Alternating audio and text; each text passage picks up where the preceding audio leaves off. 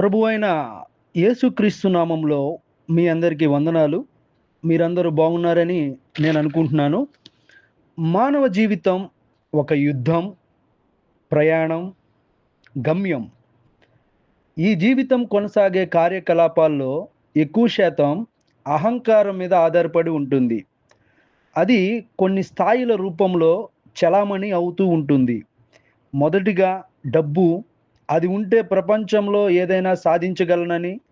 రెండవది పేరు ప్రఖ్యాతుల కోసం పాటుపడుతున్నారు. ఇంకా కొన్ని మాటలలో తెలియజేయాలంటే కులగర్వము, అందగర్వము, మాకు అన్ని ఆస్తులు ఉన్నాయి, ఇంత బ్యాంక్ బ్యాలెన్స్ ఉంది, అన్ని స్థిరాస్తులు లెక్కలేనివన్నీ.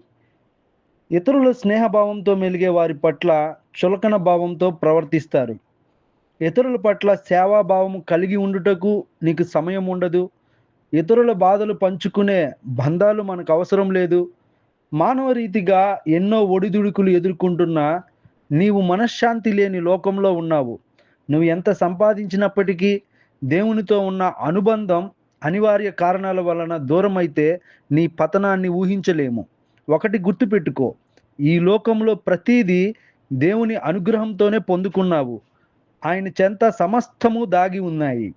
ఈ లోకంలోనికి నీవు నగ్నంగా వచ్చావు, నగ్నంగానే వెళ్ళిపోతావు.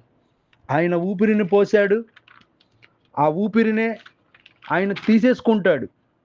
నీ ప్రాణము ఆయన చేతుల్లో ఉంది. సకల జీవరాశులకు ప్రాణం పోసిన సృష్టికర్త ఆయన. ఈ భూమిపై ఈ యాత్రలో ఎన్ని రోజులు ఉంటామో తెలీదు. ప్రతి గడియ దేవుని వశములో ఉన్నది. అది మరిచి ఎన్నో నావే నావే అని ఊగిసలాడతావు. ఈ భూమి మీద ఏదియు నీ సొంతము కాదు. నీకంటూ సొంతవారు ఎవరూ ఉండరు. ఎలా వచ్చామో అలాగే వెళ్ళిపోతాము. వెళ్ళిపోయే ముందు నీ హృదయంతో ఆయనను తెలుసుకోవాలని ఆయన కోరిక. ఆయన పాదములు చిరస్మరణీయం. ఆయన అడుగుజాడలు అనితర మార్గాలకు సాధ్యాలు.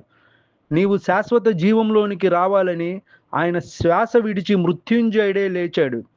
జ్ఞానం పొందుకోవాలని, ప్రేమలో అభివృద్ధి అవ్వాలని, విశ్వాసంతో ప్రతిదీ సాధించాలని, శాంతి సమాధానాలతో నీ జీవితం కొనసాగించాలని. నువ్వు చేసిన సేవా కార్యక్రమాలు ప్రతి మదిలో నిలిచిపోవాలి. అన్నిటికన్నా ముఖ్యంగా దేవునిని ఆశ్రయించడం, దేవునితో సంభాషించడం, దేవుని మీద ఆధారపడడం, ఆయనతో నీ సమయం గడపడం, సమస్తము ఆయనకి చెప్పుకోవడం, పరమాత్మ కోసం పరితపించే మనసు నీకుండాలి. ఆయనను వేడుకొనిన నీవు ఒక వేడుకగా ఉంటావు. చివరిగా చరిత్రలో జరిగిన ఒక యథార్థ గాథ. అలెగ్జాండర్ ది గ్రేట్ తను మరణించి ముందు చెప్పిన భావోద్వేగ మాటలు. ప్రపంచాన్ని జయించిన చక్రవర్తి ఆయన చెప్పిన మాట, నా శవాన్ని వైద్యుల చేత మోయించండి. ఏ వైద్యుడు కూడా నన్ను కాపాడలేడు. నా చేతులను వేలాడదీయండి, అందరికీ చూపించండి. ఎంత సంపాదించినా ఎంత సాధించినా నేను ఈ లోకంలో నుండి వట్టి చేతులతోనే వెళ్తున్నానని. బంగారం, వెండి, వజ్రాలు నా శవాన్ని తీసుకెళ్లేటప్పుడు దారి పొడుగునా చల్లండి.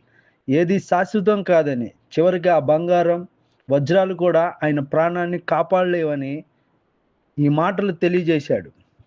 దేవుడు ఈ వాక్యాన్ని దీవించును గాక.